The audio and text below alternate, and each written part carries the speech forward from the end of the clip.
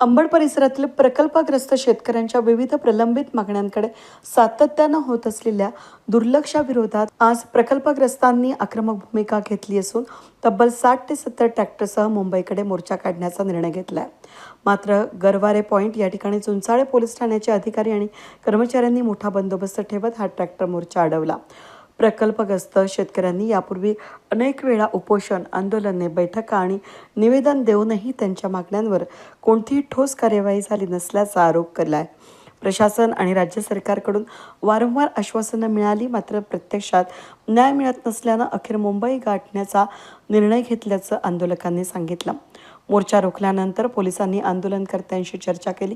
यावेळी MIDC अधिकारी आणि जिल्हाधिकाऱ्यांसोबत लवकरच संयुक्त बैठक घेऊन प्रकल्पग्रस्तांच्या प्रश्नांवर सकारात्मक तोडगा काढला जाईल असं आश्वासन प्रशासनाच्या वतीनं देण्यात आलंय.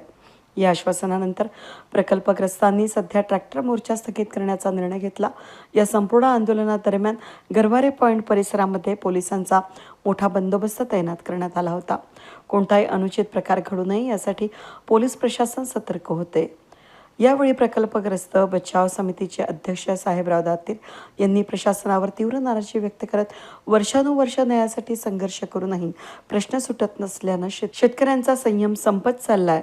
आश्वासनांची पूर्तता झाली नाही तर यापेक्षा तीव्र आंदोलन छेडलं जाईल असा इशारा दिलाय.